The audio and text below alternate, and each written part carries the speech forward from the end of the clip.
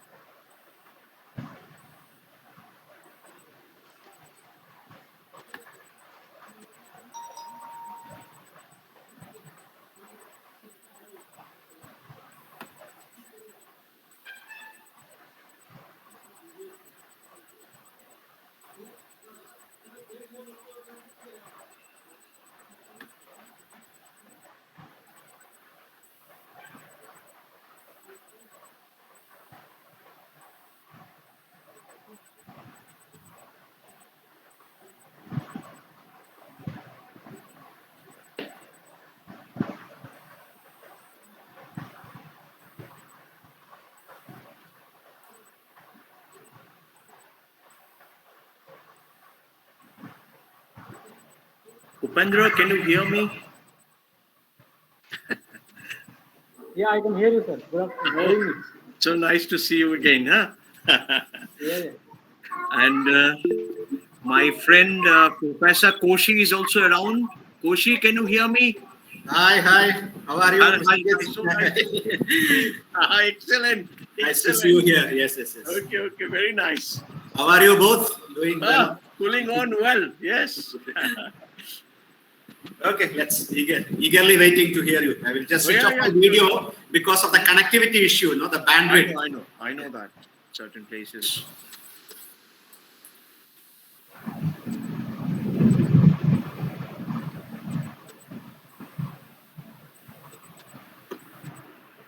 A very good evening to everyone present here. I am Prachi Chauhan, and I welcome you all for this online lecture organized by Intersections Group on the topic Habermas's notion of ideology, critique and praxis.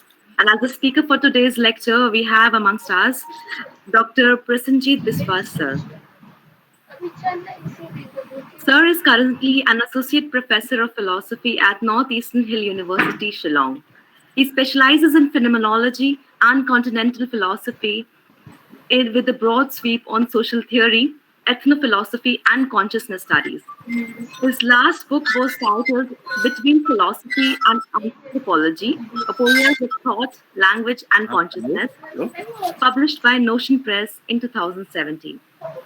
He has been a visiting fellow at JNU, TIS, Cambridge University, Rabindra Bharati University, and has presented papers at various universities in the world. This lecture arises from his current work on Aporias of Social Theory. I once again welcome you, sir, for this online lecture.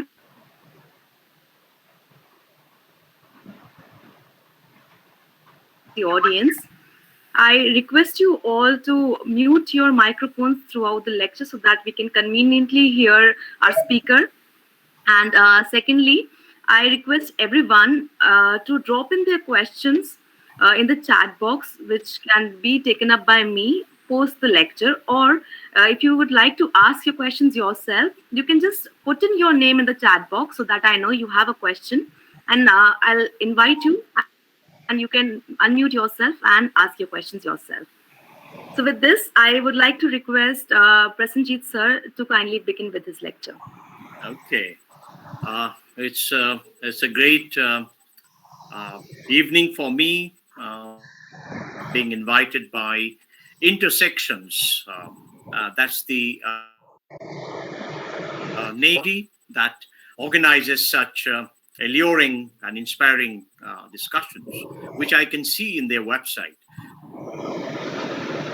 So I'm very grateful for inviting me, especially to Dr. Vivek and to Dr. Prachi for kind words about me.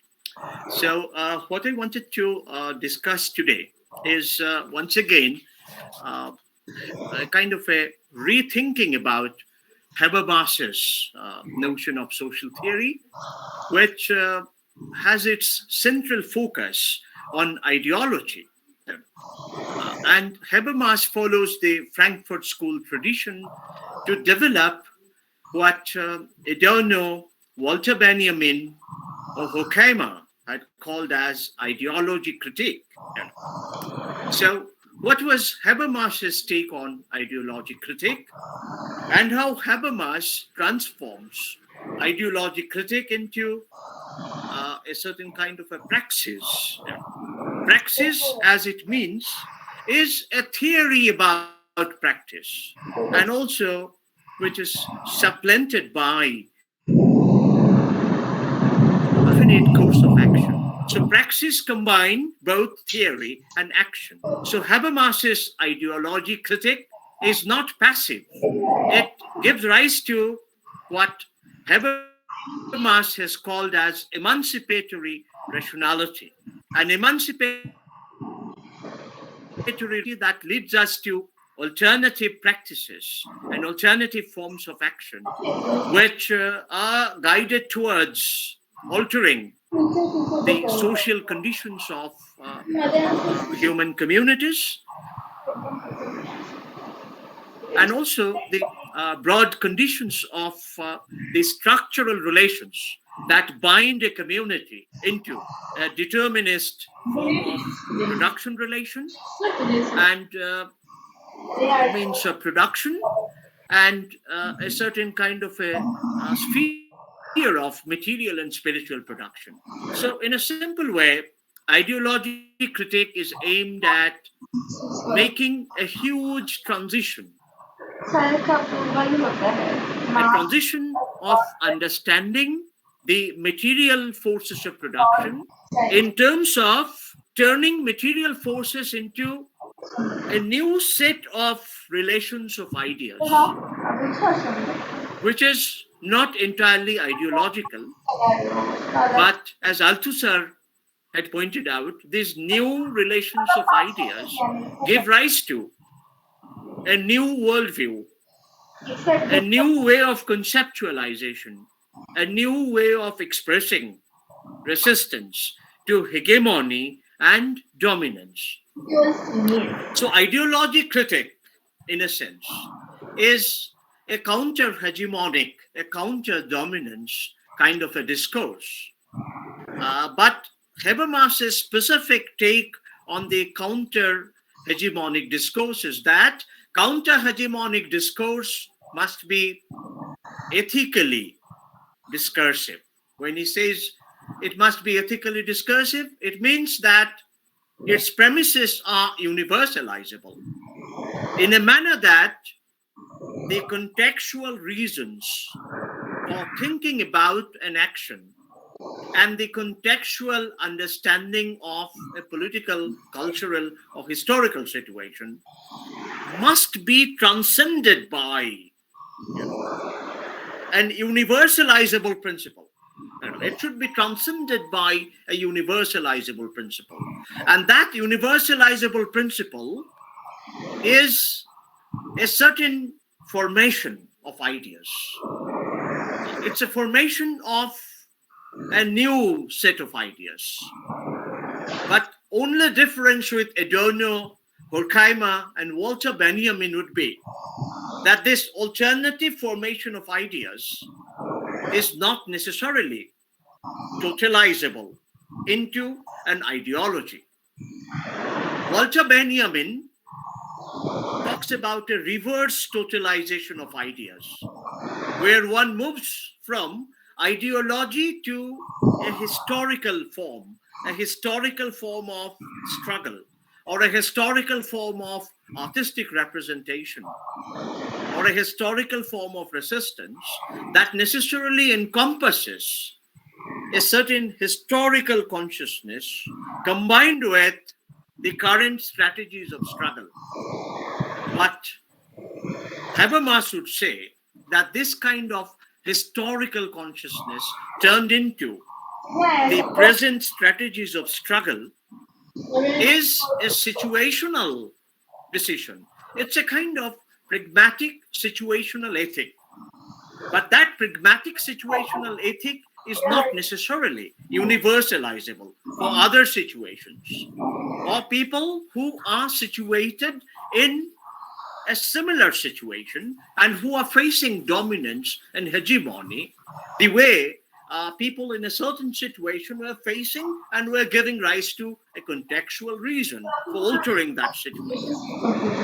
So in other words, Habermas is trying to displace the local context into something that is universalizable. It is not something that you think locally and act globally. It is rather a kind of a transcendence from thinking locally to acting universally. Now, universal is not global for Habermas. The idea of global is connected with the expanse of, or the range of, the influence that a certain set of ideas can create through its materialization.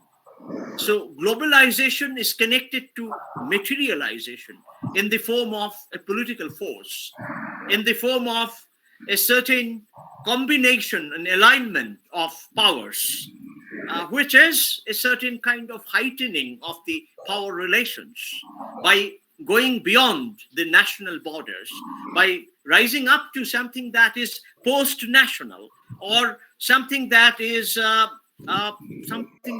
post-conventional, but with a certain limitation. So the post-national and the post-conventional can be considered as global, but post-national or post-conventional, or if you like, even post-metaphysical, in the Habermasian sense, which I'm going to elaborate in a while, is not necessarily universal. The universal is something which every time is a predicament. It's a kind of an ethical injunction that the local, the national, the cosmopolitan, or the post-national, or even the post-metaphysical formation of discourses, like Baliba talks about the idea of a nation form. European Union is basically a nation form for Itine Baliba. And these nation forms are no longer able to realize what nationalism intended to achieve in terms of group solidarity, in terms of a unified, homogeneous national identity. And therefore, any such projected, integrative, coherent framework, such as European Union, it lacks its own constitutive elements, such as the national unity. Okay. Now, this is just an example of saying that as a kind of an example about how universalization works contra kind of a formation of ideas. A formation of ideas can be wide.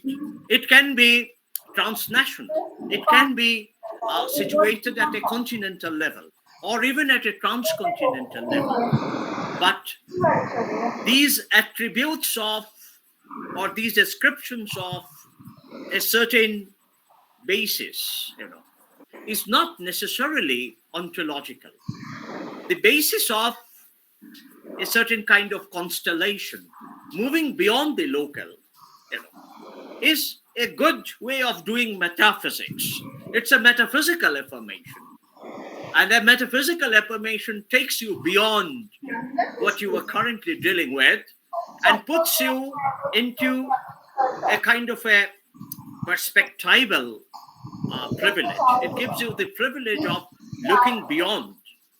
But the privilege of looking beyond doesn't necessarily empower and create a ground for unification or a ground for integration that it wanted to do.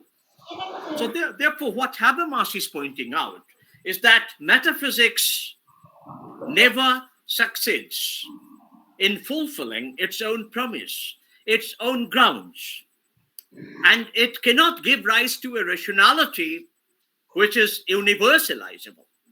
So this non-universalizable content of metaphysics finds its expression in the form of mere combination of certain types and kinds of subjectivities. You can say it's a kind of a wider formation of subjects coming together for a certain practical purpose, for a purposive rationality. But this coming together of subjects in terms of having a wider perspective, having a larger perspective, having a privileged perspective, doesn't necessarily ground the subjects in a unified, integrated, harmonious, and universalizable framework of resistance, struggle, or epistemology. I can give you the example of decolonialist thinkers. Decolonialist thinkers conceive of breaking down the matrix of colonial matrix of power relations. They think about an epistemic justice. But the thoughts about epistemic justice and breaking down of colonial metrics of power relations, they are contextual. Even if they rise above the context, they cannot become a universal. So the challenge for Habermas, in other words, is to re-establish the lost universal, is to arrive at universalizable premises of thought, action, and its goals of emancipation, which are by themselves universalizable, because they are based on universalizable premises. It's another question whether one can arrive at such universalizable premises. That's a larger political question. I'm not going into this, but suffice it to say that Habermas wanted to create a framework of universalizable social relations, universalizable cosmopolitanism, a universalizable sense of fraternity between humans, moving beyond the national, the racist, the religious, the doctrinaire, the epistemic, and all such kinds of narrow frameworks. Whatever narrow frameworks create a certain claim of knowledge and truth. So Habermas is now looking for a universal. How to arrive at this universal is a very, very interesting question to answer. I don't want to take you to the basic details of Habermas, but suffice it to say that, Habermas wanted a communitarian integrationist ethic, which is based on a plural value system or a shareable way of life for moral guidance and more affinity and a greater affinity with something more participatory, communitarian ethics that encourages collective deliberation and will formation about generalizable interests, while at the same time preserving the integrity of the individual, of autonomous agency, and the self-reflexivity towards tradition.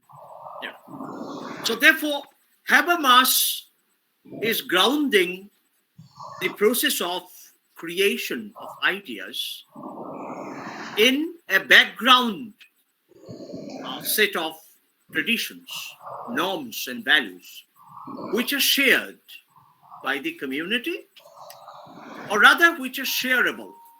There must be a shareable set of values, norms, traditions, attitudes that must go into something that one is trying to form by mobilizing collective will, by communicating certain shareable ideas. Now that's the starting point for Habermas. So Habermas starts with a background reason, with a set of background reason that gives rise to certain communicable ideas that could be shared with others.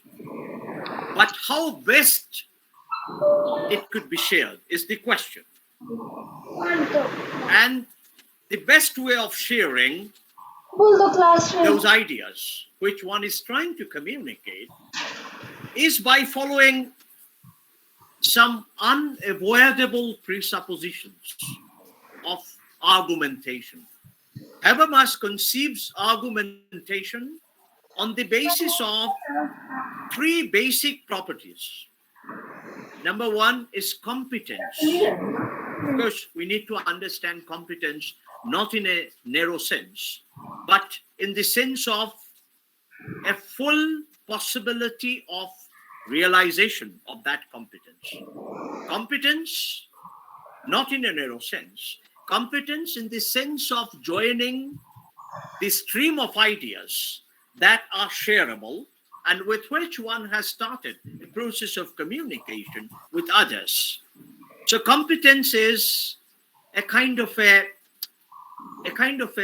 participatory capacity, which is acquired and which is also built up over time. You see? Competence is not this Chomskyan innate kind of competence that one inherits in an evolutionary way and in a genetic way, certain structures that actually facilitate the core operation of merging representational entities by way of the facility of language, by way of this biological faculty of language, which is inherited in an evolutionary sense. Habermas had written an article as late as in 2007 to say that competence is not inherited, nor competence is acquired, but competence is an emergent property that arises from the context of interaction. So competence not only facilitates interaction, but it emerges from an interactivist framework or an interactive context. So competence works both ways. Competence is not something that is monolithic. Competence works in ways by which an interaction is always possible. So that's competence. And Habermas formulates it by saying that it is a competence to speak and to act, which is like getting an allowance to take part in a discourse, in a communication.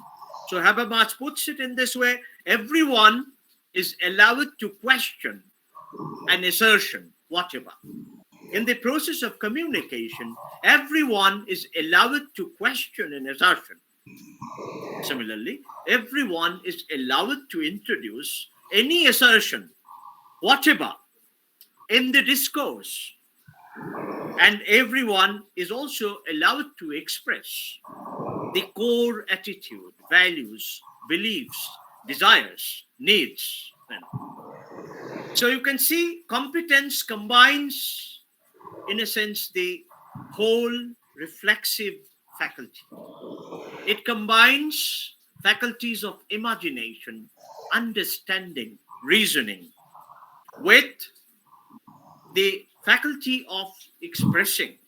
A faculty of expressing is a faculty, separately, or a sub-faculty, or a sub-symbolic faculty of needs, desires, and also certain kinds of expressions, such as shame, such as happiness, or such as trauma.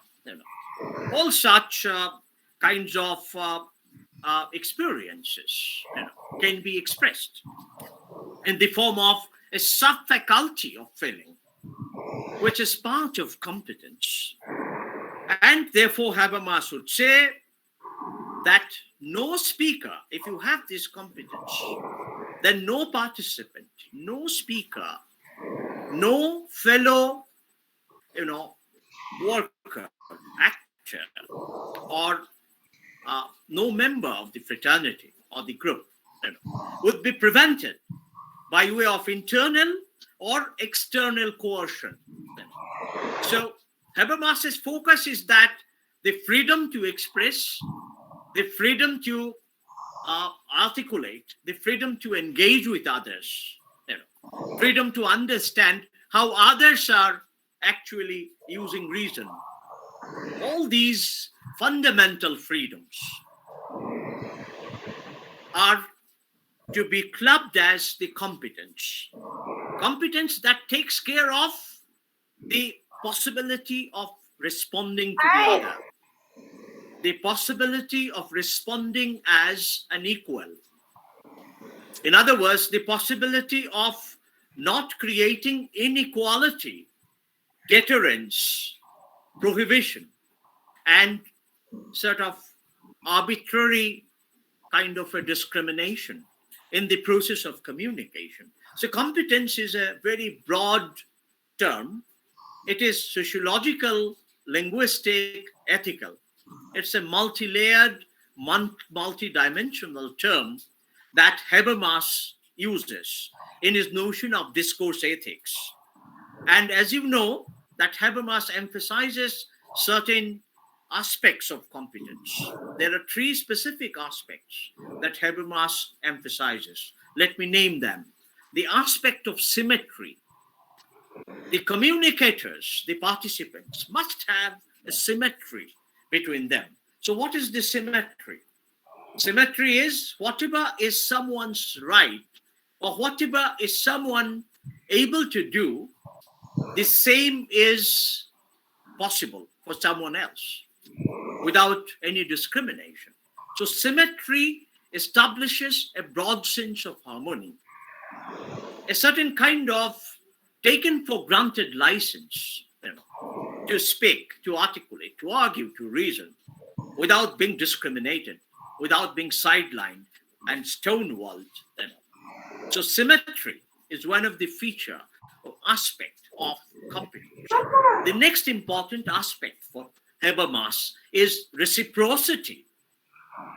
Is a kind of a reciprocal bond between communicators, between articulators, between thinkers, between actors, between dreamers, between those who share an utopia and those who want to create a new set of ideas or relations of ideas without turning it into an ideology.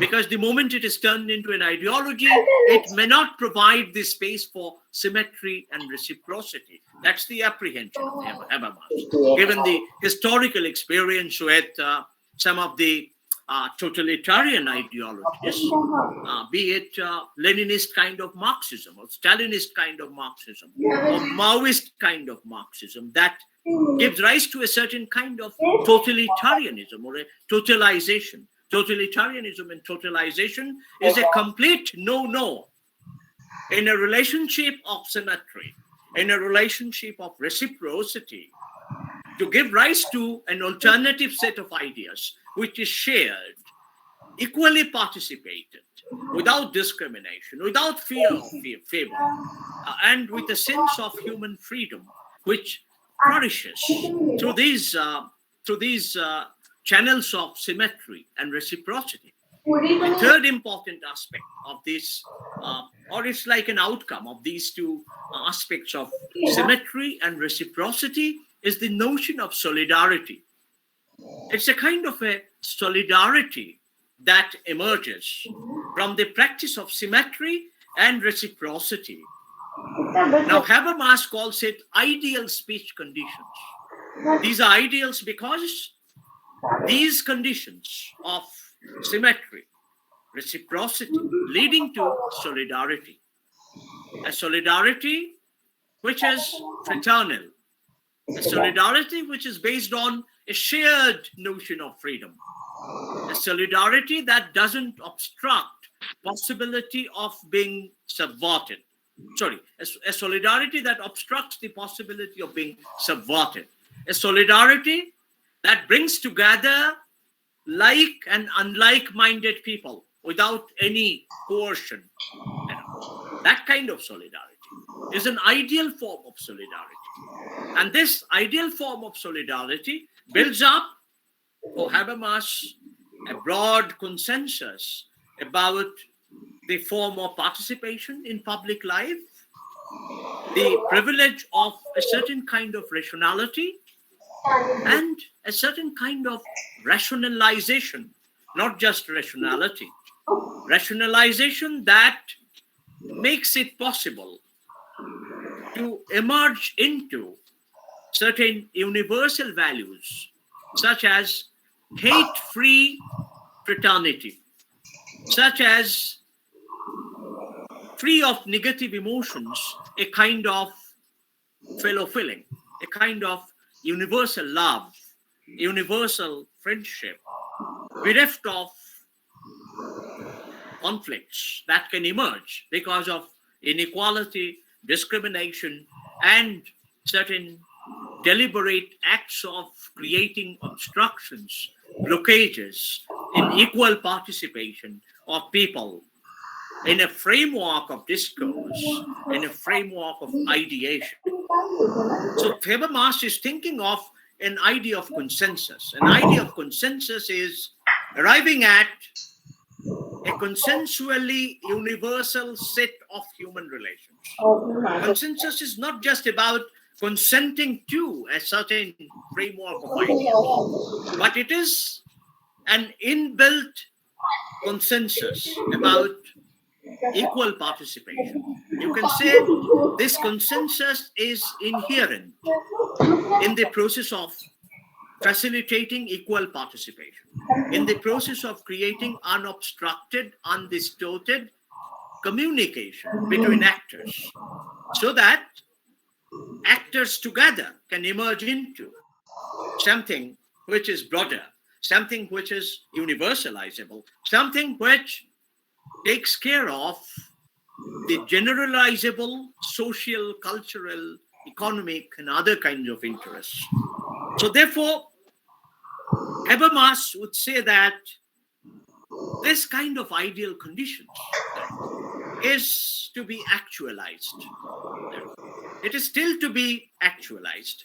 But if these ideal conditions obtain, Habermas would argue, then it is possible to develop a kind of a community with an inbuilt sense of freedom, a community with the best possible human values, a community which is free from pride and prejudices, a community which is free from any kind of rancor, hatred, a kind of a discriminatory, dehumanizing, degrading, or debasing kind of human relations. So in other words, it's an imaginary of a beautiful global or cosmopolitan or a universal community that drives Habermas to the position of thinking about the possibility of a consensus that emerges from the idea of competence and the three aspects of competence in terms of symmetry, reciprocity, and unfitted solidarity, which is based on a certain kind of openness to accept the other and to gel with the position taken by the other, provided oneself and another share a kind of a common rationality and a framework of rationalization that facilitates generalizable interests. Okay. Now, all this sounds very theoretical, actually. And Habermas creates this entire framework by critiquing the positivist notion of reality. Positivist notion of reality, which is promoted by, let's say, Adorno to some extent. Of course, Adorno's positivism is a dialectical positivism. It's not a non-dialectical positivism.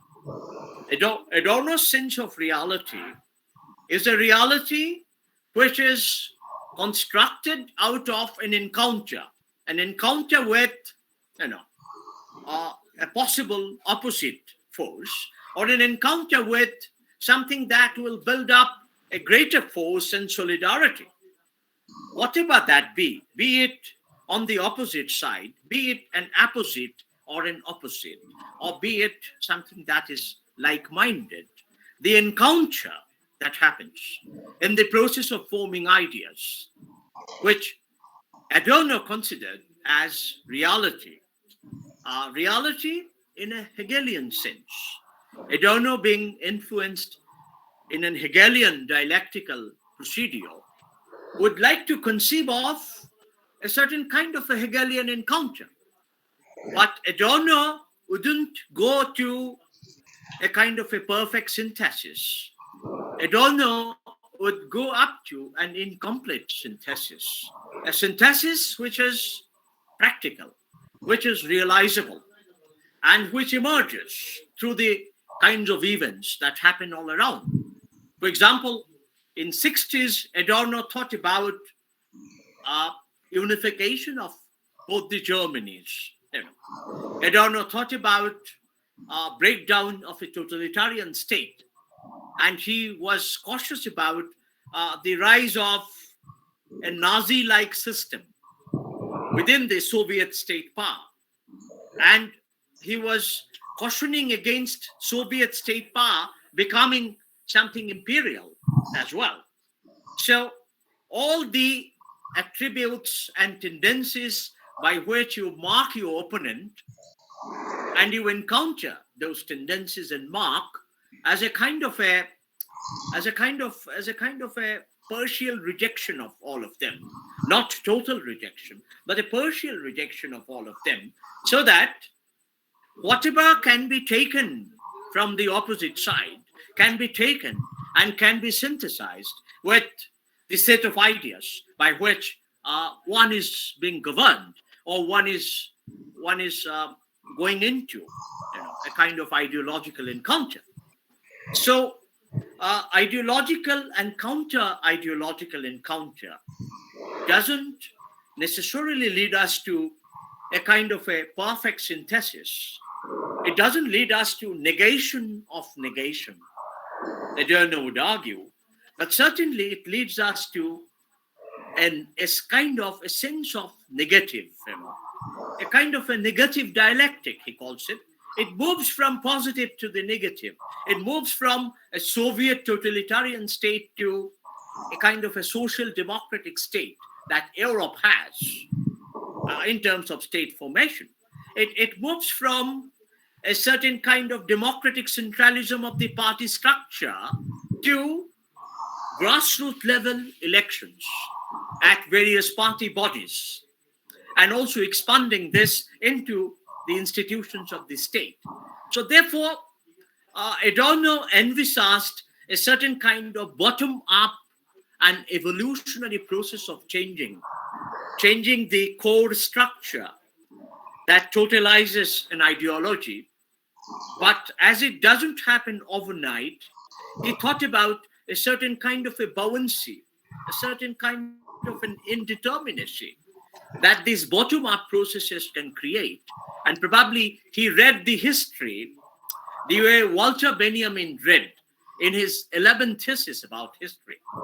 And the 11th thesis of history that Walter Benjamin talks about, is history creating a certain kind of a mistake, a certain kind of a possibility, a possibility that cannot be visualized entirely, but a possibility, the contours of a possibility that could be seen as emerging, although that possibility has not wholly emerged. So history is always stuck in the halfway. It never goes to its purported end, nor it remains with a certain kind of instrument or means. So history is constructed between the means and the ends. History is constructed in the in-between space, between what it takes as a given or as an ontology to something that it projects as an imagined future. And in the journey from a certain ontology to an imagined future, the history shows the path and the way without reaching to the point where the entire ontology will be transformed.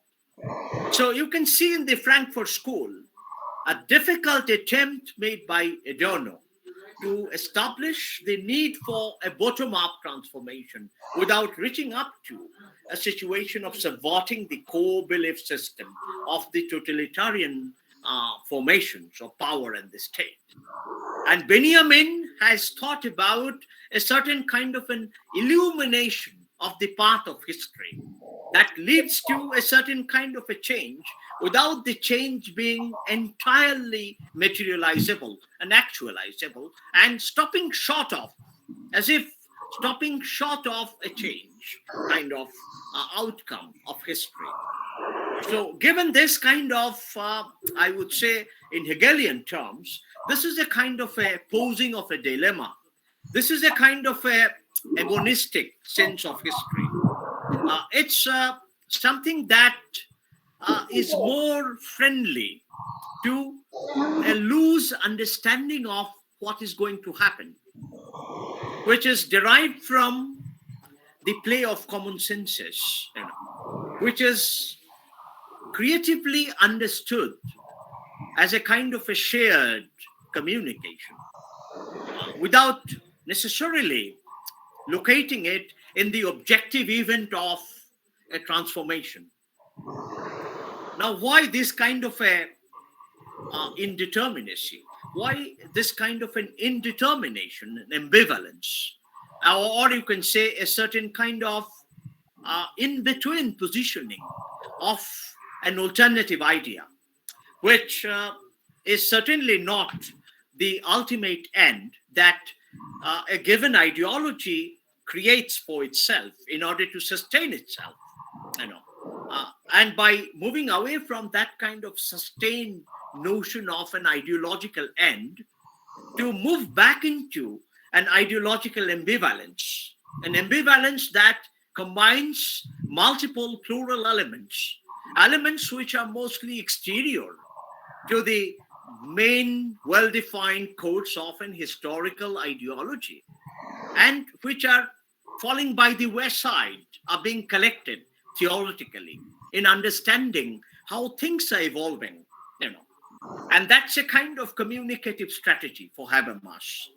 And this strategy leads to something that is universalizable. This strategy leads to a sense of well-being, a kind of a hope towards the future, and a hope that goes beyond the utopia, because for Habermas, the utopia of transformation, or a revolutionary utopia of replacing one kind of structure by another kind of structure, by way of a massive bloodshed and by way of warfare or trauma, ultimately fails to realize what it purports or aims to realize. It falls short of and falls far short of what it promised to realize. And therefore, there is this kind of antagonism, you can say, towards totalitarianism. There is also a methodological opposition to totalization that a set of ideas are supposed to produce. Now this is a very subtle move within the body of social theory. The positivist account of Adorno that identified the possibility of the negative, which is a simple opposite. It's not really a total negation of a positive content which is available to our senses, but a certain conception of a negative in order to come out of a situation from where one wants to come out and wants to reconstruct a sphere of reasoning, a shared sphere of communication and understanding, by diverging away from what the determinate and chalked out path of an ideological battle is supposed to lead one to. Because that kind of reality remains an impossibility, going by the historical experience, So greater realism lay in constructing a kind of a constellation, a kind of a configuration. And that's the metaphor that Frankfurt School uses. A constellation or configuration that creates a certain spectacular effect in terms of Walter Benjamin.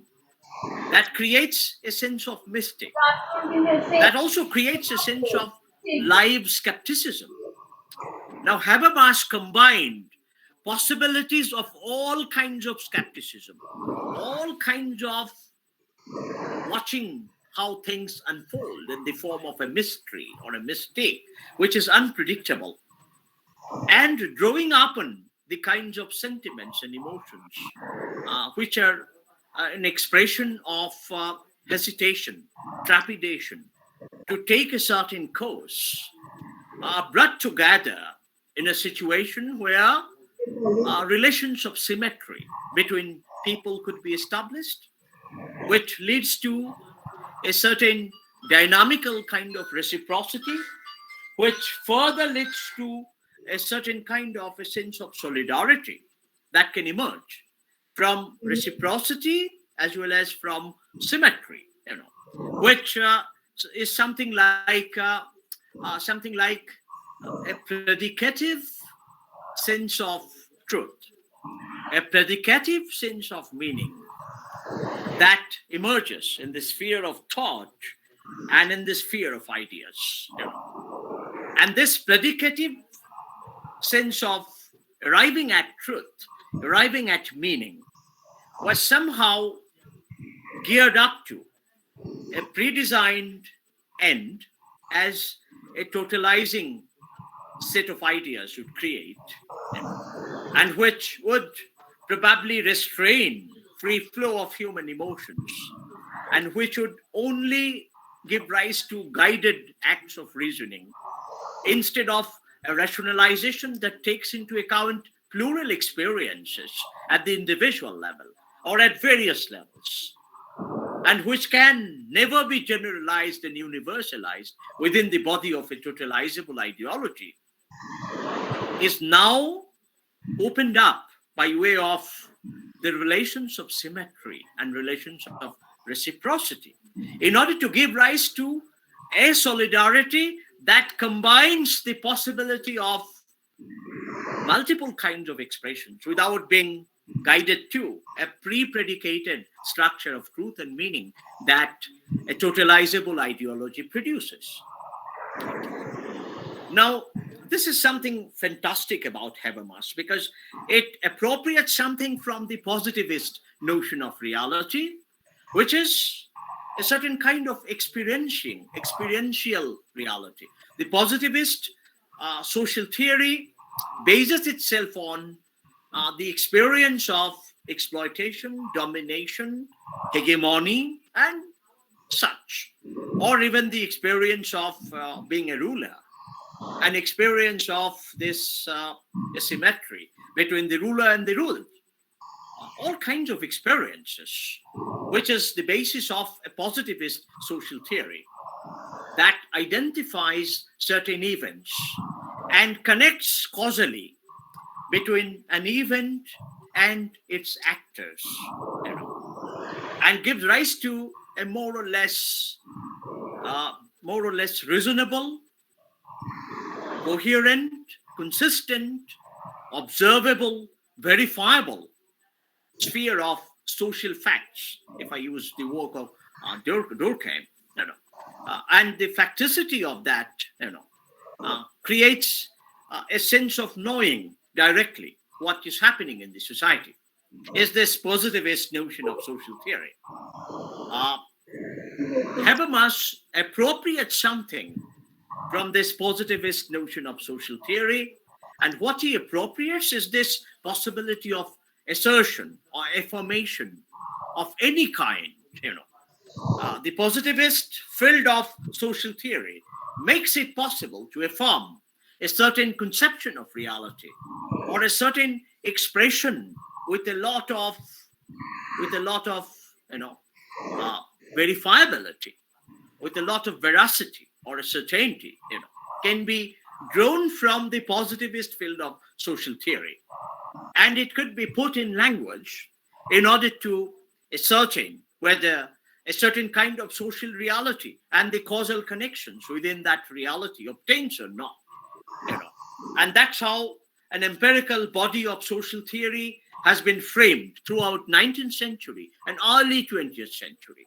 Now, Habermas appropriates this possible commands of assertion, the possible protocols of assertion or affirmation from the positivist conception of reality, and turns this suo motu, fait accompli, already happening events into a process of interaction, into a process of interplay with the subjectivity in terms of the way the subject has experienced those events, and gave rise to maybe a biographical narrative, maybe a narrative about how others have experienced it, giving rise to a meta-narrative about how things have happened in history. So positivist forms of assertions can take this turn towards a meta-narrative. It can give rise to a framework of a narrative. And Habermas explored that possibility of narrativization in terms of biographical experiences, which are expressed in a variety of ways, which are expressed in a symbolic way for Habermas.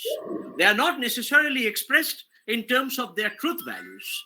Rather, truth values are receded into some kind of a, well-meant and well-formed structure of arguments. Truth values are no longer truth values as determined as true and false, but truth values are appropriated into propositions that are expressions of experiences that arise from the possibility of narrativization, that arise from the possibility of biographical mode of experiencing.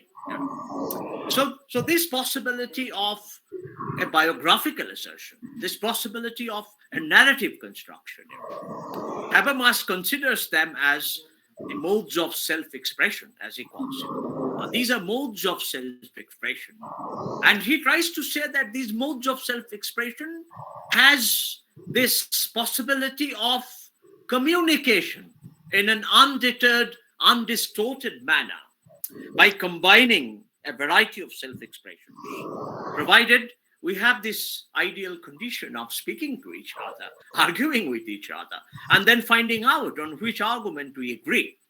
So the process of emerging into an agreement by coming out of an incomplete deliberative disagreement about facts, about narrativity, about a variety of expressions, to construct something which is positive, in the sense of agreeing to that, in the sense of coming together to that common meeting, converging point of agreement, of argumentation together, without any deterrence, without any inequality and discrimination, is what Habermas calls as the normative possibility of universalizability. This is a normative possibility that we can come together by way of argumentation to arrive at what we all agree with reasonably through our experiences. And that's a different notion of positive. This notion of positive is not the positivist notion of social fact. It's not also a Adornian notion of a dialectical negative.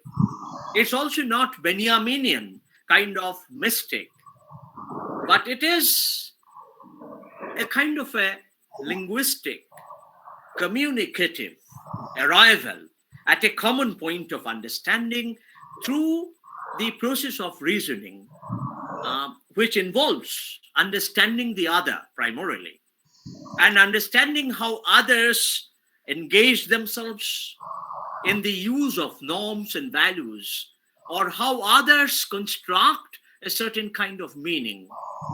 To understand this process of others' way of use of language, others' construction of meanings lead to a certain systematic formulation of bringing together many layered expressions of many different kinds of others who all are not visible within a kind of a straight-jacketed course of ideology, but who could be visible through their multiple expressions, narrativity and biography, can now be stitched together by use of language, by use of a certain structure of argumentation that can put them together into a common mode of understanding, into arriving at something that is different from their earlier situation, which could be radically different, and at the same time, which could be a point of agreement between a large number of people. And Habermas calls it a kind of a model of deliberative, discursive democracy. And this model of deliberative, discursive democracy is counter-ideological. It's not ideologically democratic. Ideologically democratic model of deliberation would take this turn of division between majority and minority, which become the two poles of an ideological democracy. But a non-ideological deliberative democracy that allows the majority and the minority to come together, that's something very fascinating. How do the majority and the minority come together? Now, Habermas would say, I quote from Habermas, a fantastic passage, and this is from an essay called Symbolic Expression and Ritual Behavior, which is part of a collection, or rather a sub-collection of essays called Public Representation and Cultural Memory. Fantastic. Within the framework of public representation and cultural memory, which is institutional and historic for Habermas, Habermas talks about the possibility of coming together of people between the minority and the majority. How do majority and minority come together? Is something very, very interesting. The majority and minority comes together for Habermas. I quote from this essay called Symbolic Expression and Ritual Behavior. And this essay is included in the book called Time for Transitions. It's an essay, it's a book of essays called rather loose essays.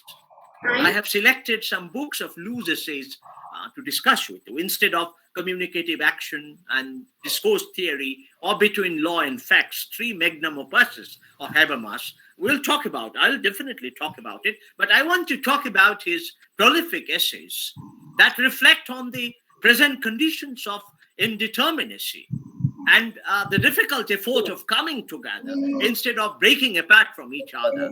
Those essays seem to carry more meaning, and they give you an account of what could be realized as truth, what cannot be realized as truth, and which remain at the level of abstract logical reasoning, and which can only be implemented by a certain kind of machinistic manner, and which cannot be brought down to the level of human consciousness without creating a certain kind of Freudian or a Lacanian slip, or without giving rise to an artificial symbolic structure, is something that Habermas considers, as predicaments of modernity.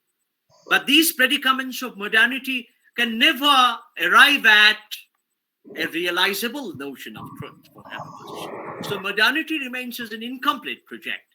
We can look at Foucault's notion of truth-telling, the truth that is told to power. That truth arises from a certain kind of confession. That truth arises from a very specific kind of experiencing. that truth is not generalizable. The truth that is told to power is not universalizable and generalizable, but that arises from a certain context of application, of practice, of dreaming, of desiring, etc., etc. That truth is not something generalizable and universalizable.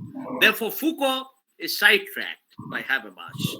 As far as Lacan is concerned, Lacan's notion of the absent object of desire, truth as an absent object of desire, that can never be held back within the pre-symbolic or the symbolic or the emergent form of symbolic order, in the form of perversion, in the form of a certain expression of desire, can only be meaningful in relation to a certain psychoanalytic, bodily, embodied state. So this kind of embodied realization of truth in terms of certain physical, biological, and cultural functions cannot be institutionalized in the form of generalization or in the form of universalizability. Therefore, Habermas should sidetrack the psychoanalytic theory of telling you a truth. So what remains to be found out is a truth that is universalizable.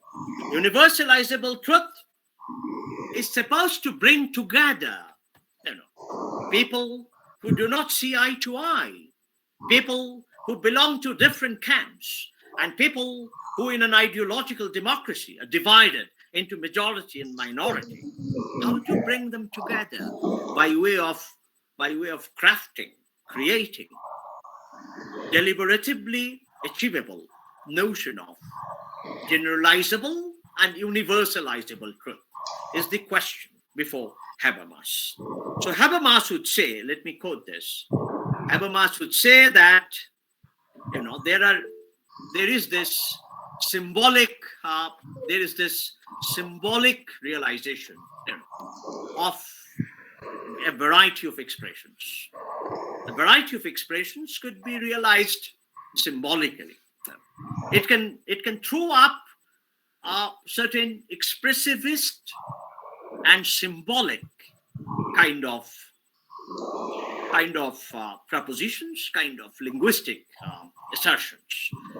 So majority and minority, and each member of the society is having this competence of giving rise to a multiple kind of symbolic expressivist propositions, which are born out of their own experiences, own life worlds, own social settings, etc., etc. All that comes through this expression. All that comes through this symbolic acts of speaking, talking to others. And these symbols are multiple, as you know. It could be in art, it could be in architecture, it could be in a temporary or a permanent installation. It could be by way of expressing in a manner that is best suited, for a certain person or a certain subject to speak of that kind of an expression, to express it, in a radically different manner, without copying it from the other, and to make it perfect, as if it's a kind of a privately perfected expression. If I use that expression from Richard Rorty, everyone is trying to perfect their own expressions in terms of its symbolic implications or symbolic suggestivity, if you like. So this kind of expressivist, symbolic suggestivity, of an expression is not necessarily conceptual. And these expressions are rather free-floating. They are symbolic insofar as, once again, Habermas brings back, they are symbolic insofar as the meanings of these symbols are shareable. That's very, very important. So symbolic expressions are social. Even the private symbolic expressions are social.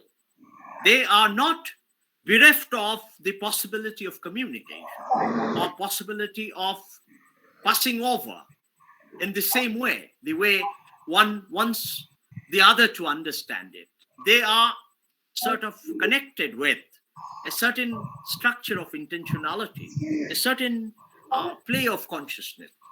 These expressive, symbolist, or symbolic kind of expressions, therefore, are not something that are floating without any ontological basis, without any metaphysical work, or without any epistemic perspective. So these symbolic expressions can easily be transposed onto a sphere of interpretation, or it could be passed over to a certain ontology, a certain belief structure, or a certain scheme of action, or a certain blueprint of imagination. All that one wants to pass it onto is possible. It's possible. The symbolic form of expressions, therefore, assume a certain kind of a life or a life force. And this assumption of a life force of the symbolic forms of expressions, Habermas calls them as symbolic worlds, beautifully. He calls it symbolic worlds. And these symbolic worlds consist of myths and even everyday communication. They arise simultaneously from production of images pregnant with meaning and a logical disclosure of a coherent, categorically articulated domain of experience. The mythic image serves as a placeholder. The mythic image serves as a placeholder for the mute fullness of being, quoting from Walter Benjamin. The mythic image serves as a placeholder for the mute fullness of being, which finds an outlet in a linguistically comprehensible structure.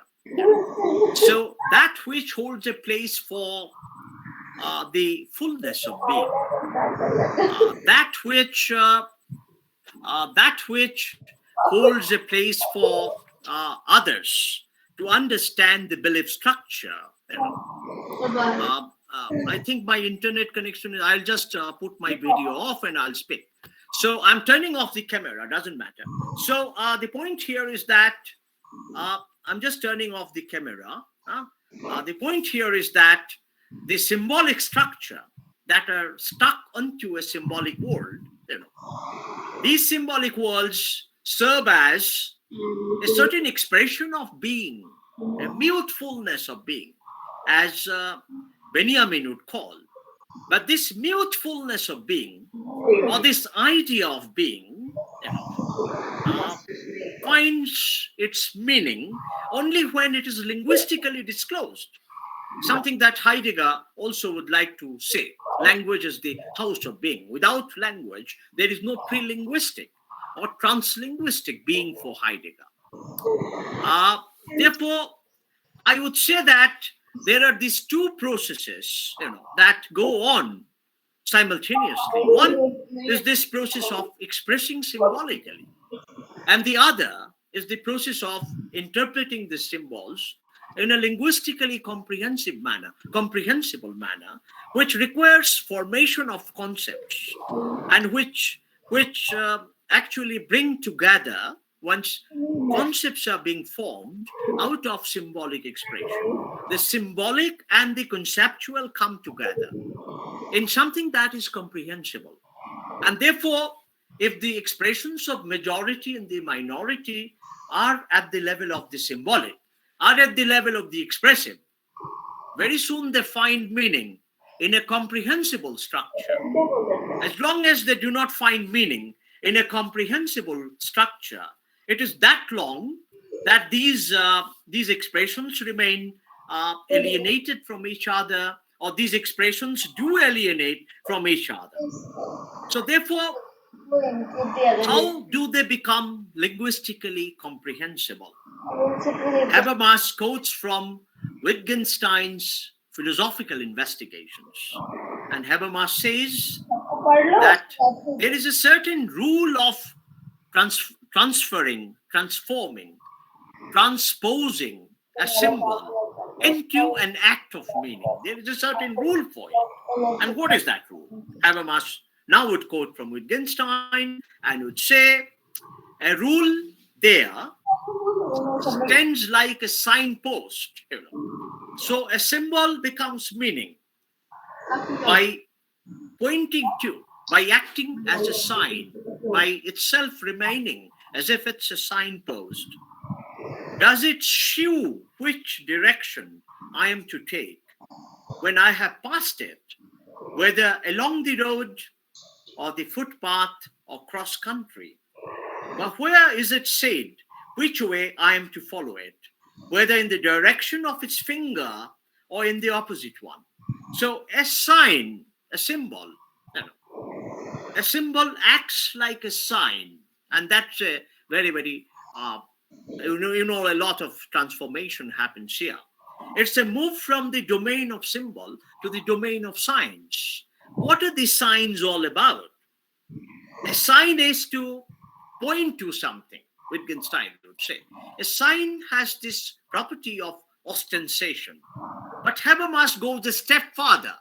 He would say that a sign marks the universal possibility of communicating with the other. A sign is something that is universal. A symbol is not. So this symbolic expressivist domain of language that divides the majority and the minority, that creates a certain kind of difference of actualization of what these expressions communicate. Once they are translated into signs, which is a universal possibility of understanding the other, that is, understanding how these signs bring or draw the attention of the other to the symbols and expressions communicated by someone else. It is drawing the attention of the other. And not only drawing the attention of the other, it is also reciprocating to that attention of the other by way of a reverse gauge that carries the attention of the other, as if the eye of the other is borrowed by my own eyes, as if the self of the other is transposed into mine own self, as if the perspective of the other merges with mine own perspective in the reverse gauging act when the other looks at the sign which communicates through my symbols and expressions.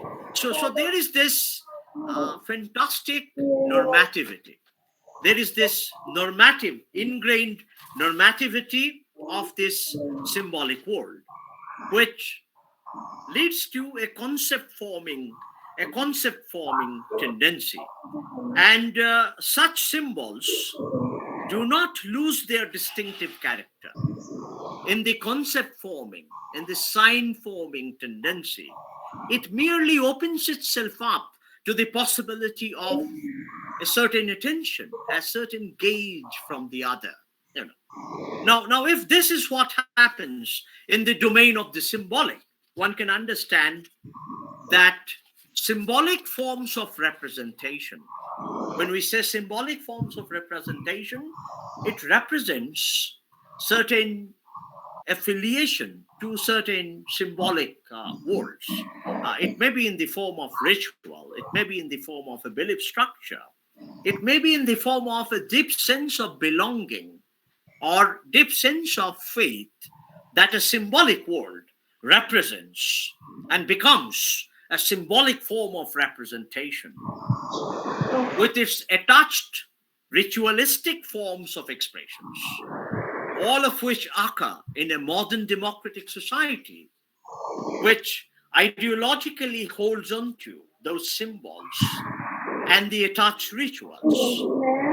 There are large number of nationalist symbols, even symbols of nationalist struggle, and the rituals that are attached to these nationalist struggles and nationalist images, or ethnic images, ethnic struggles, ethnic symbols. So this world of symbols giving rise to symbolic form of representation necessarily leads to concept formation, necessarily leads to meaning formation, necessarily leads to certain visible ritualistic forms of expression, all of which occur in a modern society. And Habermas gives this example of a Holocaust memorial. A Holocaust memorial in Auschwitz, Birkenau, where guest chamber were located, where names of people are inscribed. And the Holocaust memorial in the New York City, in the Washington, D.C., or Holocaust memorial in Berlin, or nearer home in Vietnam, in Cambodia. All these Holocaust memorials actually symbolically represent a certain event of Holocaust in history. And this symbolic representation is connected to a certain kind of ritual. So you can see here a certain systematization, a certain attempt of concept formation, a certain kind of meaning formation, leading to a certain kind of formation of discourse as well. And this kind of formations gives rise to a variety of discursive forms, a variety of forms of articulation, a variety of frameworks, be it legal, be it literary, be it pedagogical. But it is all based on symbolic representation and ritualization. So the formation of a majority in a democracy or a minority in a democracy has its symbolic roots. And these symbolic roots needs to be uncovered, unpacked, which is the task of social theory. And social theory would then like to explore, the possibility of universalizability. And universalizability includes necessarily the way other looks at a certain symbolic form created by a certain society or a community, how the other is looking at it.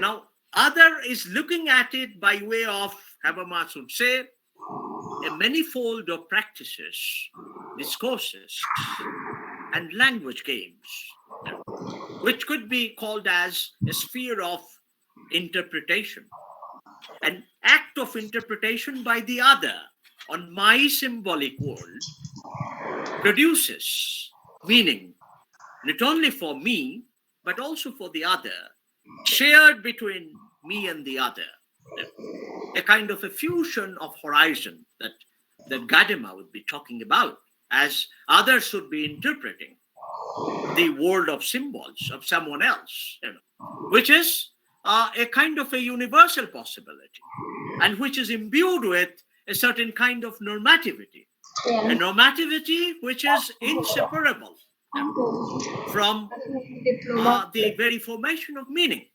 So what kind of normativity it gives rise to? Habermas should be talking about a kind of constitutional normativity, a kind of constitutional normativity which is, for Habermas, a project of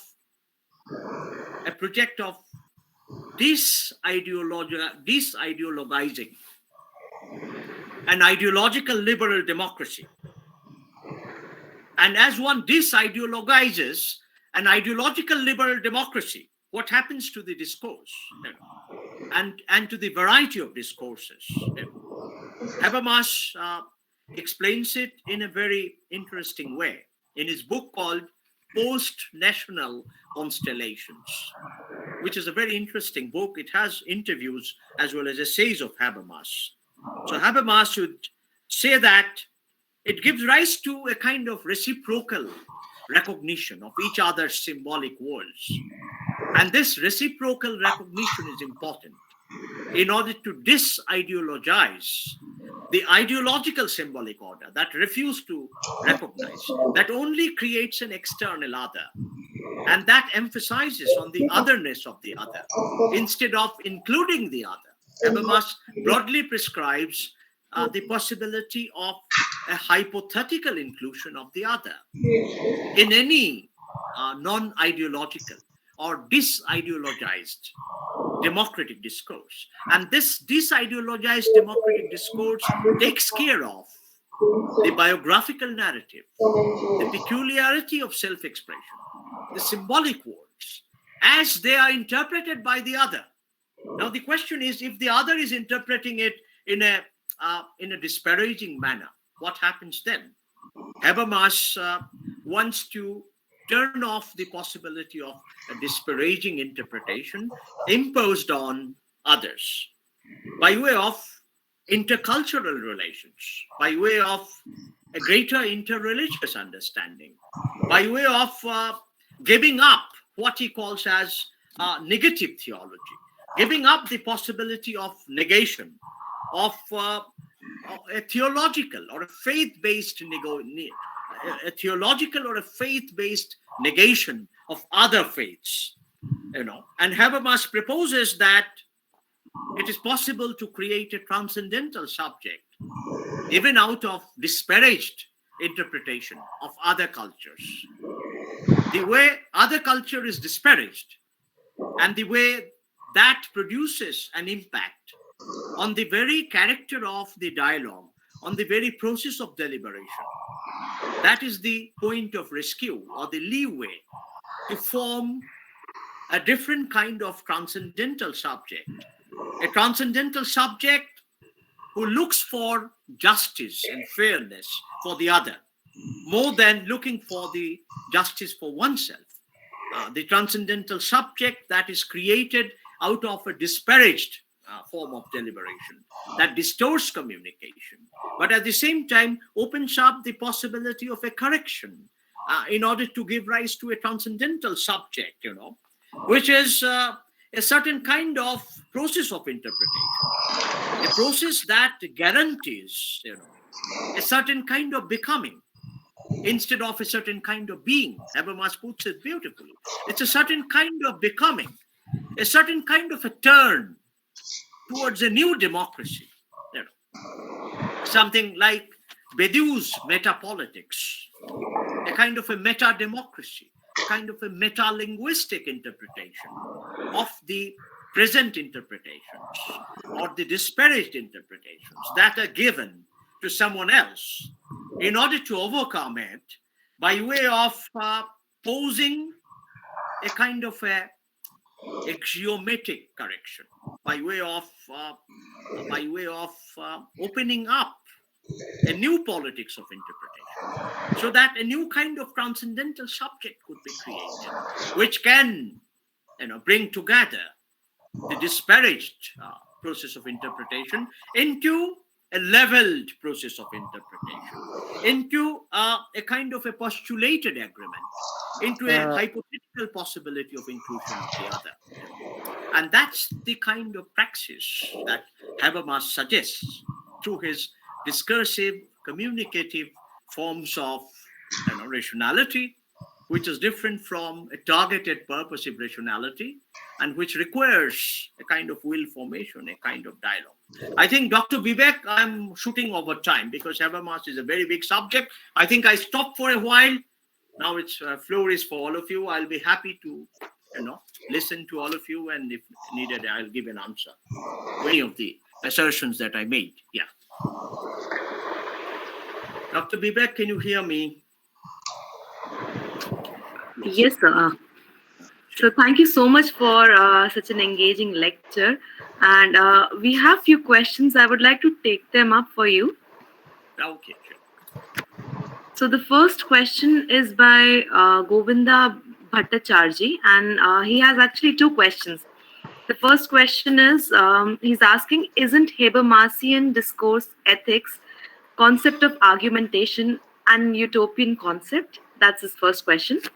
And second, he's asking, do you think Habermasian democratic thought is very much important for our country, India, where democracy is now hampering by some political power? So do you want me to repeat these questions or? No need of repeating. I have understood the question. Okay.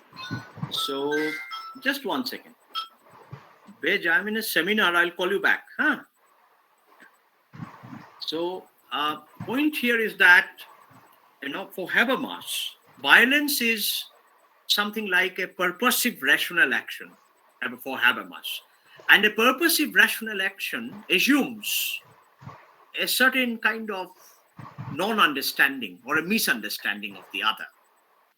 And because such misunderstandings happen, why do they happen?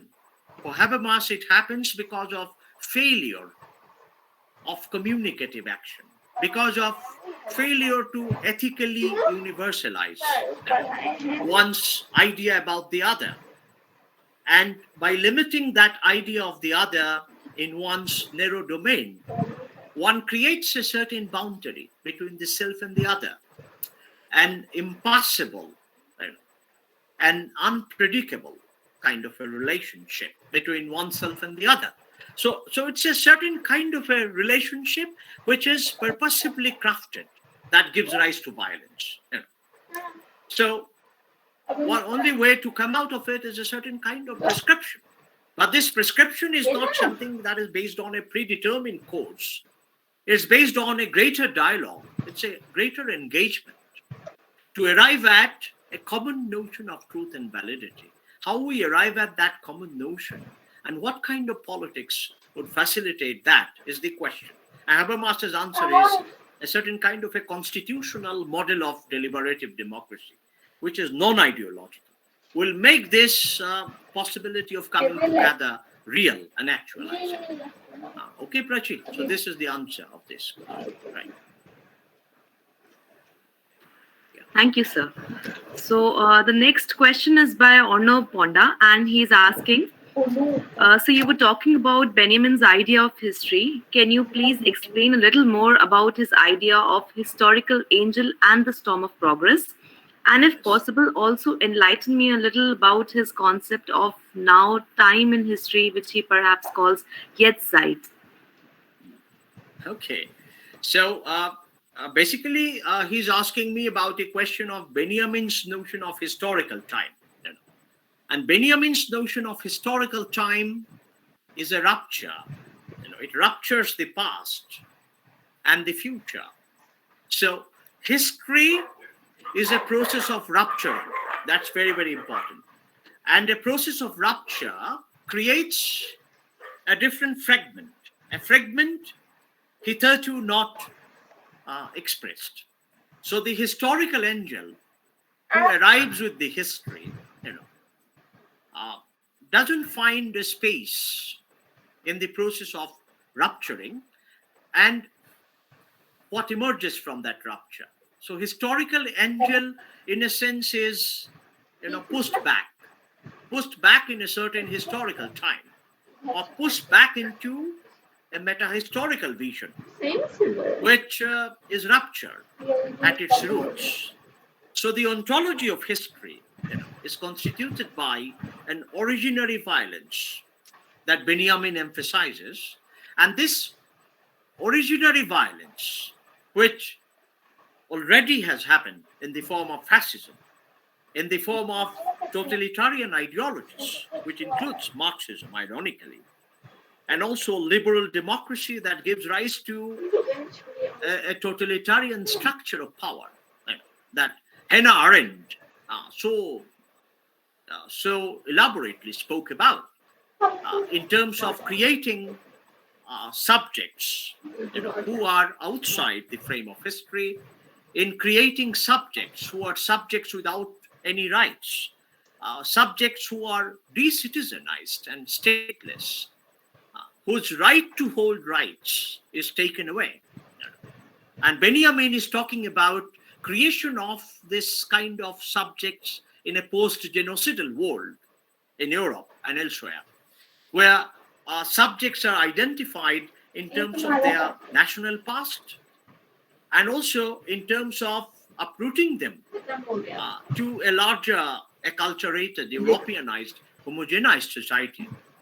And therefore, the rupture here is between a national past and a post-historical present. And this leads to creation of an alternative possibility of resistance, a resistance that has as its object, a structure of dominance, a dominant structure of a dominant symbolic of an ideology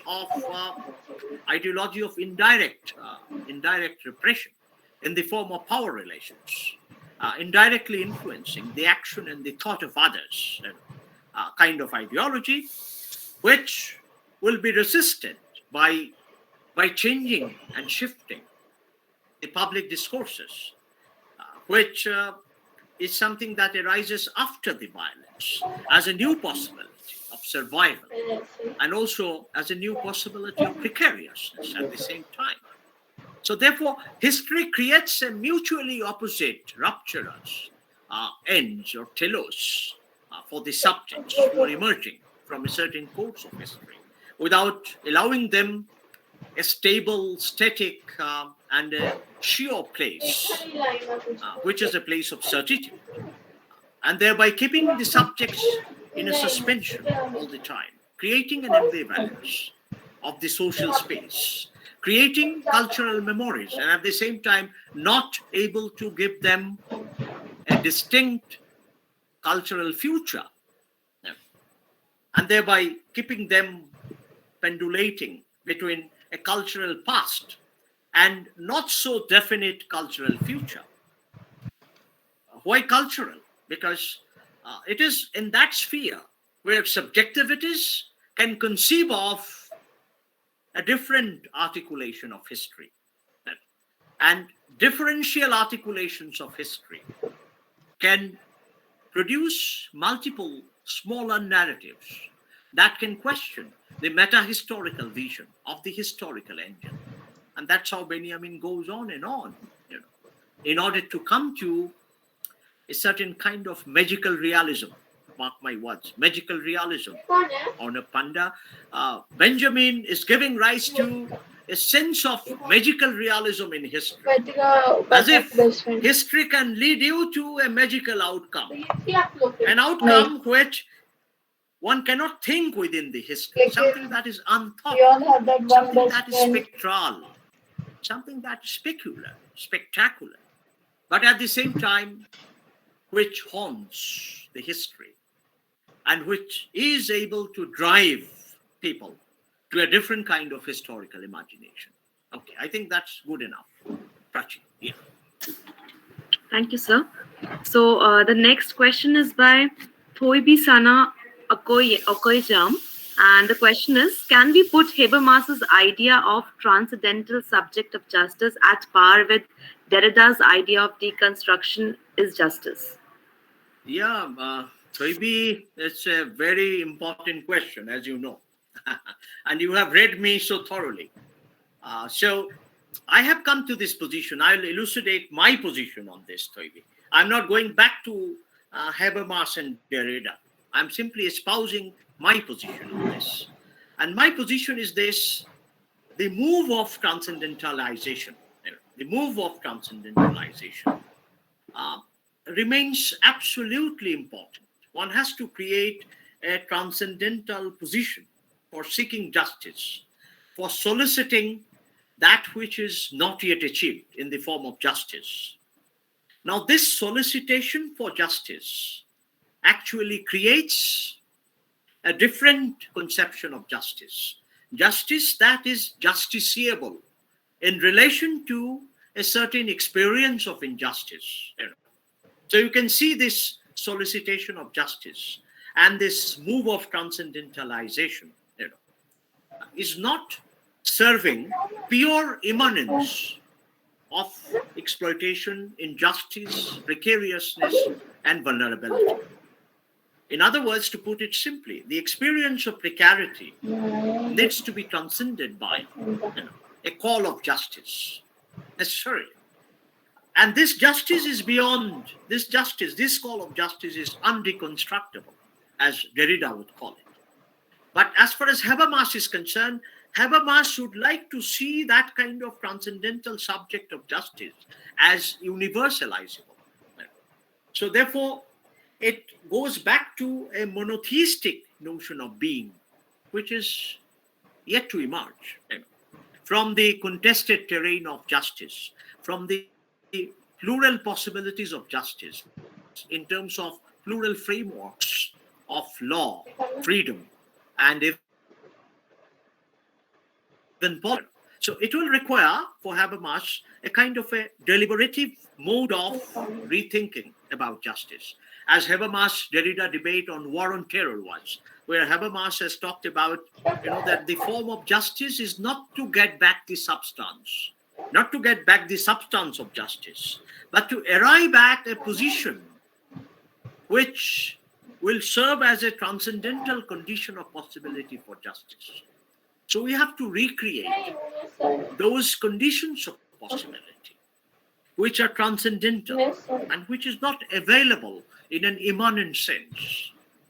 And to those conditions of possibility, the new kinds of subjects who can realize their subjectivity only in the realm of how they respond to the other and how others respond to them.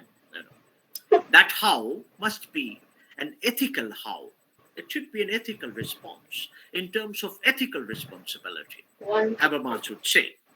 So therefore, transcendence here becomes a kind of an invitation to new ethical conditions of justice for Habermas, which for Derrida, once again, needs to be rooted to a certain experience of immanence, a certain sense of difference, which will differ and differ from a fixed, consolidated agency of justice or a fixed body of law that delivers justice in a certain way, from there to an alternative interpretation that ensures that which justice was not addressing or suppressing for some time.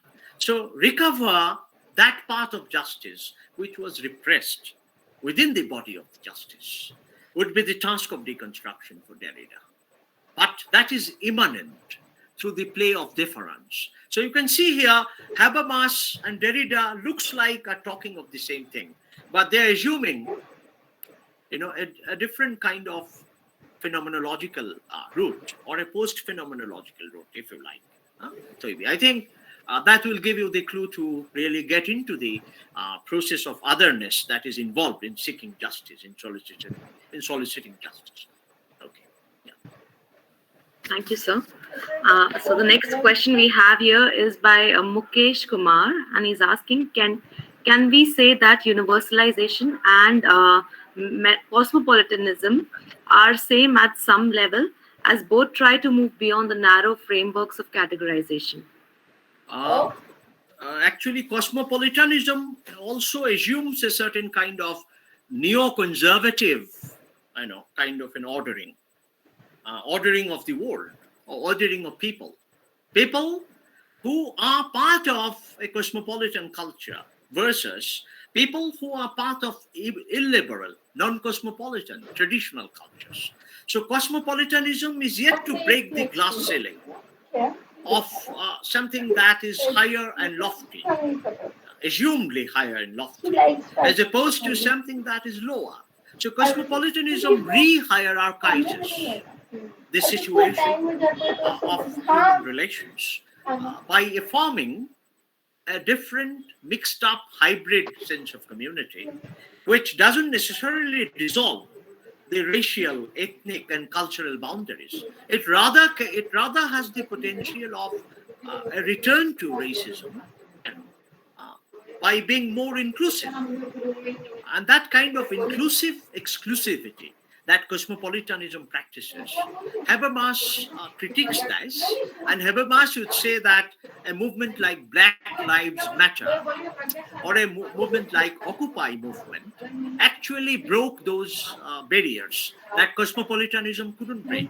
So it's new forms of resistance and new kinds of solidarity, even breaking and going beyond cosmopolitanism by creating a kind of a universalizable paradigm of emancipation that critiques the transnational capital or the globalizing forces of capital, not by way of deglobalization, not by way of returning to conservatism, but by reconstructing a new sphere of resistance, by bringing together those forces which can reciprocally recognize each other and can rebuild a new basis of solidarity by highlighting a global cause that is bigger than the present kinds of solidarity in which we are stuck.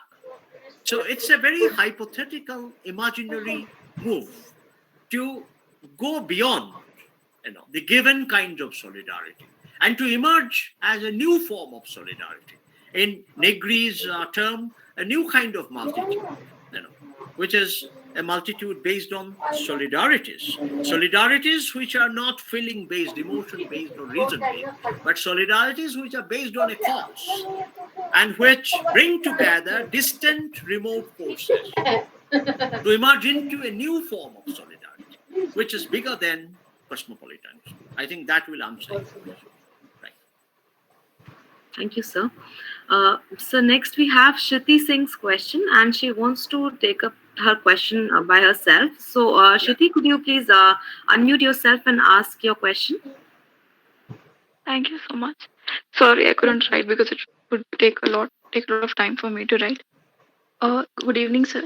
Yes, So my question is, sir, you related the concept of violence with our misunderstanding of the other and our failing to communicate. Sir, could you please elaborate this concept of violence in relation to the violence of ideas or thoughts that we have? And can we trace the sense of universalization in the concept of violence as like whenever we failed, as most of the times when we fail to communicate or we misunderstand the other, we turn to violence.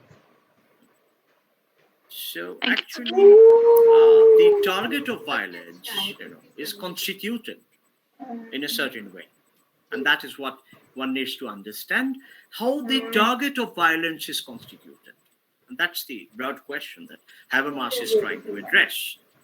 And he would refer to the kind of self-understanding which is at peril, self-understanding that is at peril, the interpretation that is disparaged by somebody in order to create certain targets of violence.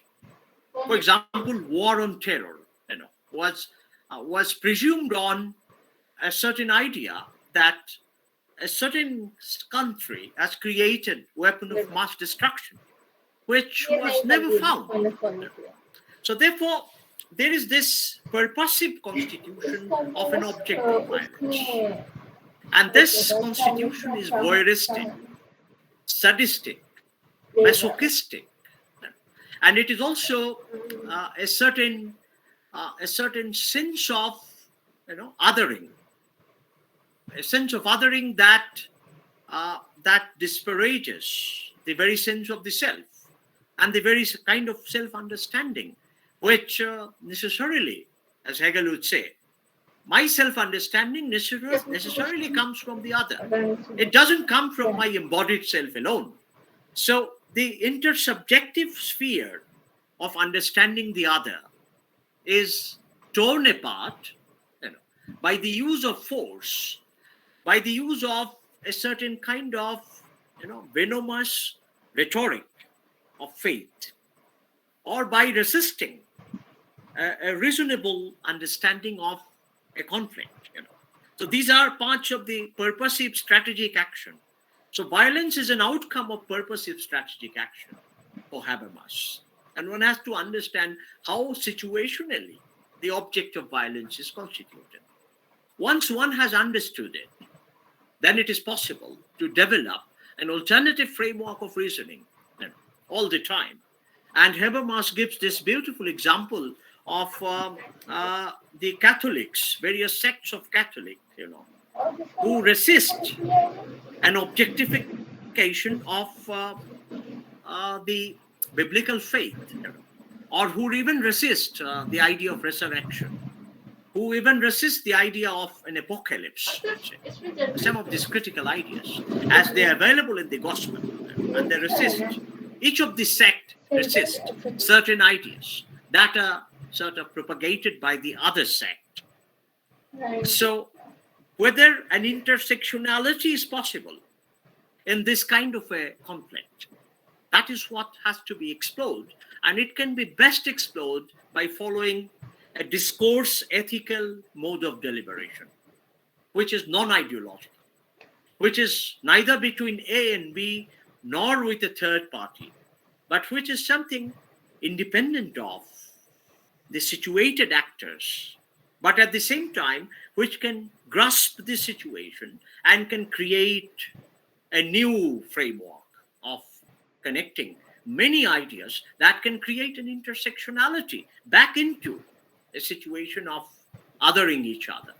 Okay, so that's how Habermas would look at the problem. Okay, Kiti, yeah. Thank you, sir. So, sir, the next question we have is by Ariputri Sthiti Pragyan, and she is asking, could you please recommend some books regarding this for our better understanding? Yes, the entire corpus of Habermas is before you. You can start with Theory of Communicative Action, Volume 1 and Volume 2. You can go into Discourse Ethics. You can look at this book, Justification. You can look at this collection of essays called The Liberating Power of Symbols, philosophical essays, which I'm holding just now. You can look at this collection of essays called Inclusion of Others. You can look at this collection of essays called Time of Transitions. You can look at a number of other works that have come in recent time, a lot of work on Habermas. And one of the best interpreters of Habermas is Ixchel Hone, where he's talking about struggle, political struggle, as a paradigm of social theorization. In his book called Critique of Power, which you can read. Critique of Power, this book came in 1995 from MIT Press. So you can read this kind of works. They're all available now. Umpteen number of books are available. A lot of it, yeah. Thank you so much, sir. Thank you for patiently answering all the questions. And with this, we are done with our question and answer session. And moving forward, I would like to invite Diptaroop Ghosh Dastidar for extending a formal vote of thanks. Hello, is my voice audible? Yes, it's perfectly audible. Yes, great. Sir, first of all, my name is Diptaroop Ghosh Dastidar, and I'm a research scholar at Banaras Hindu University. And having been given the task of presenting a concluding remark, after listening to you for the past 2.5 hours, I feel quite overwhelmed at this at the prospect of presenting a conclusion, and I believe that there is no amount of words which would be able to summarize or even attempt to present all the things that you have said.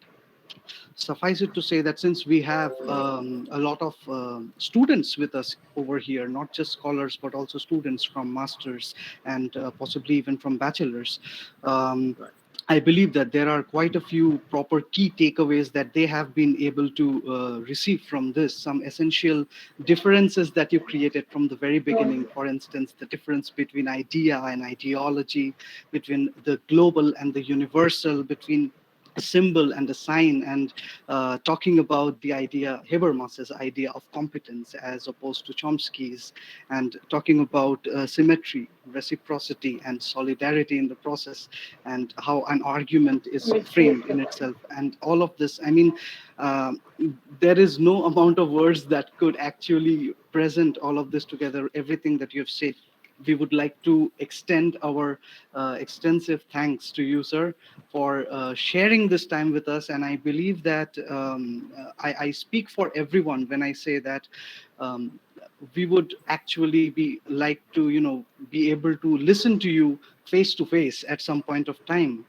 Because there were times when you said, for instance, the mute fullness of being, and due to the network, I heard fullness of being.